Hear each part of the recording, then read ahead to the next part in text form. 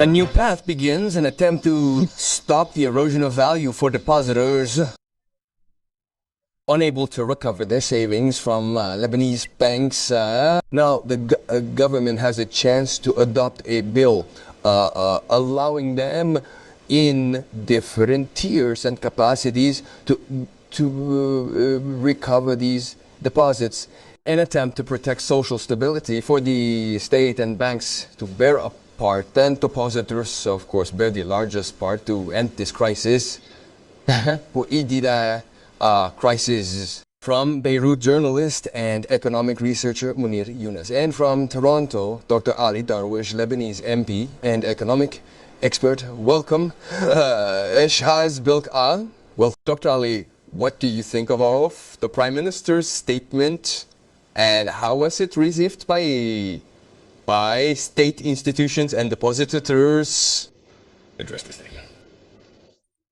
Of course, Mr. Mohammed, since the Lebanese financial crisis in 2019, there hasn't been a real solution, especially for Lebanese depositors. This issue isn't just economic, it's taken two paths. A Lebanese political path where this file was used and still is, and the IMF, which seems to want to give Lebanon as an example, especially for banks worldwide, particularly developing countries, but they don't lend to the state, because if the state borrows from these banks and goes bankrupt, it will affect the banks and depositors. So this issue must be approached from several angles.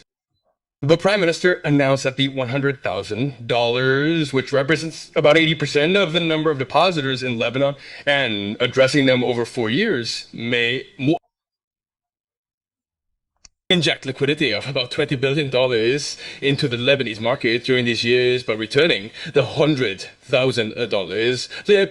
Anything over $100,000 has a financial formula in the form of bonds guaranteed by the central bank, and the Lebanese state with a maximum of 20 years. But there are many gaps or outstanding issues that aren't clear in this law. The state wants to end this issue as soon as possible due to the pressure it's under regarding appointments, in addition to regulating banking operations. Lebanese banks are almost paralyzed during this period. Will it succeed in that or not? This issue may be on the agenda of the cabinet meeting tomorrow. Note that the Association of Banks has a meeting today and may have a position on this issue. And there is a call for depositors to demonstrate on the road to the presidential palace in protest against this issue, considering it unfair. The mechanism for implementing this is not easy. They must approach what the IMF is asking for.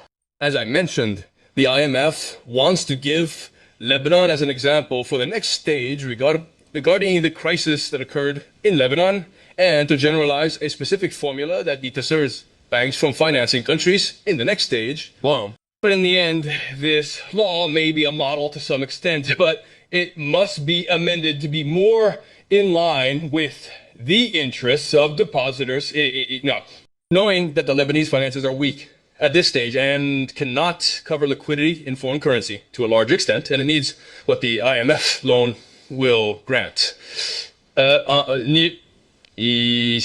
Through, say, 2 to 3 to 4 billion. And this matter is not clearly defined in its mechanism, but it is open to several possibilities. But in the end, there is a draft law that has some positive points, as I mentioned, through the return of, say, $100,000 over 4 years, which is the vast majority of depositors' funds. But the other part is not clear, and needs regulatory and financial frameworks from the Central Bank of Lebanon and circulars to govern the process of its implementation clearly. I can't avoid the populist side in answering your question regarding the call for depositors to demonstrate. If you were one of the depositors whose money you can't get, and suddenly the government comes and says, I will pay this part of the funds in this way, after there was no way or money, and then there is a call in front of you to demonstrate in protest against that, what will you do? I mean, realistically, if I were just relying on putting more pressure on the state to speed up the process of returning these deposits, I might be negative. Swat over here. But from my experience, it's not just a matter of title, Mr. Muhammad. It's a practical mechanism. This file is used politically in Lebanon, not just economically. So the state wants to register an achievement, which it may or may not be able to do, depending on the mechanism, knowing that there are clauses in this law, which is a form of financial regulation regarding transfers made abroad and how to return them to Lebanon to open a new account with the central bank for the return of their virgule of deposits. This is a difficult mechanism, not easy to implement retroactively from 2016. And there's reservation from the banks in the sense that their funds are being seized if they don't comply with this law. So there's a legal formula. Therefore, things aren't clear. As broadcasters, yes, they have the right to pressure the government to speed this up. But this isn't just if this legal formula was a preemptive move by the government anticipating that the banks might strike or pull this stunt that they're trying to pull. At this moment, Mr. Munir Yunus, Dr. Dرويش is sending you an invitation, but this time it's on papyrus. It says there are demonstrations. And if you're a depositor and can't get your money, go down and pressure them to speed up the return of your previously deposited funds or the ones you couldn't get. Does the state have the space to speed this up? First, before answering, we must point out a Lebanese characteristic, a negativity, and a flaw, which is the lack or near lack of accountability in any ofay. Let me give you an example. Should Riyad Salameh, the former governor of the Central Bank of Lebanon, have remained in prison, and should the trial of this governor have begun to tell us how the deposits were squandered? What happened? He gets out of prison, his hearing is postponed again, and the necessary trial isn't opened for reasons related either to a procedural matter or to political protection. The epicenter of the crisis in Lebanon is the central bank. From there, the funds disappeared. We started a forensic audit conducted by Alvarez and Marsal, but they issued an incomplete report in 2023 saying that Riyad Salameh didn't provide all the information with various pretexts, including banking, secrecy, and journalism. Today, Lebanon is exposed, and there's no secrecy according to a law passed at the beginning of this year. There's no more banking secrecy. What's hindering the completion of the forensic audit in the Bank of Lebanon and in the banks? And if necessary, let there be an audit in the Ministry of Finance and in the Ministry of Electricity, which is always accused of squandering and wasting, etc. Inshallah, these questions are for Nawaf Salam, that he is a judge and that he is from outside this political system. He was never in power, so we can't accuse him of stealing, wasting, or squandering.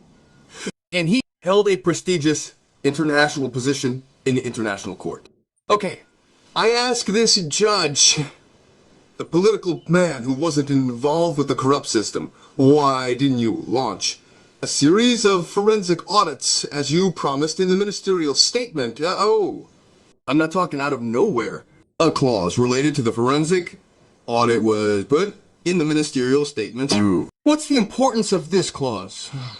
Today, every party in Lebanon has a narrative and a story that they tell to a segment of people to believe what they say. The banks say that the state squandered, corrupted, and stole.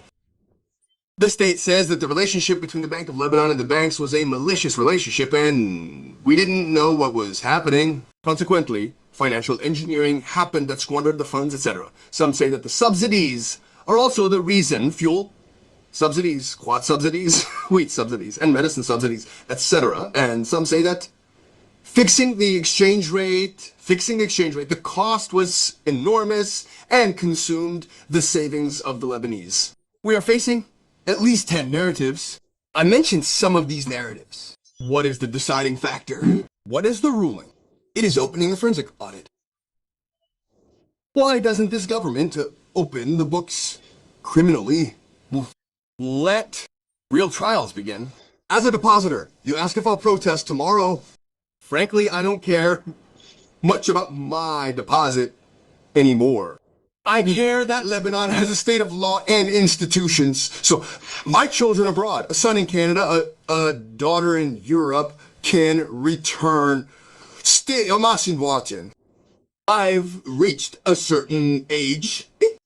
Should I stay in a country run like a farm without accountability and pay the price of my children staying abroad?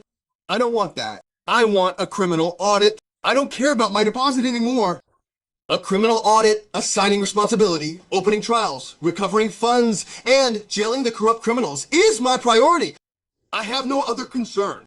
If this government seeks a settlement, look elsewhere, because I don't trust this system anymore. Restoring trust lies in accountability. Complete the required points in the criminal audit, which would determine the wasted and looted funds, the exchange rate differences, and so on. Thank you very much. Thank you, Mr. Munir Younes, journalist and economic researcher from Beirut. It seems the IMF would also be very happy if a criminal audit happened and this law passed, ending this issue by Yoram Guardian, this issue of people's deposits. People took deposits. This intellectual hole, the gap, the fund demands to start officially investing in Lebanon will be gone. Do you agree, Dr. Ali? Dr. Ali Darwish. Yes, Professor Mohammed, I agree that the IMF manages negotiations on how to deal with Lebanon, whether at the level of all international organizations, the United States, the IMF, or even the World Bank, through grants to Lebanon for recovery, as we see it. But as I mentioned, yes, this file must be closed. The question is how to close it, meaning the criminal audit approved by the government. Previous governments with practical approaches clash with procedures. Your guest mentioned the former central bank governor didn't provide complete data for analysis and a solution, or even a way to address Lebanon's problem. Well, as I said, Lebanon's structure means this will continue a domino effect, a snowball growing, complex, and not easy given Lebanon's political makeup. We want accountability for perpetrators, yes. We want organized action as a lesson, so in the future, those in public office fear taking depositors or state funds, preventing waste and corruption seen in a lesson in Lebanon. Sadly, the structure is prone to corruption, which Lebanese don't want. The IMF wants to work with Lebanon and set things right. This law may pass or be amended as banks threatened mass bankruptcy. Unable to pay depositors in cash, starting with $100,000. If these banks declare bankruptcy, what will the government do? We'd have a double problem. If the banks fail, we'll have a problem refunding deposits. These banks' assets only cover a fraction of the deposits they hold, so it's a double whammy. Approaching this in a balanced way is like building a bridge to get things on track with future adjustments. Getting 70-80% of the way there is better than nothing, but 100% is unlikely. I think that's the reality. Thank you, Doctor. It was an honor. I appreciate your strong Egyptian spirit. Thank you, Dr. Ali Drouish, MP and economic expert from Toronto. Thank you.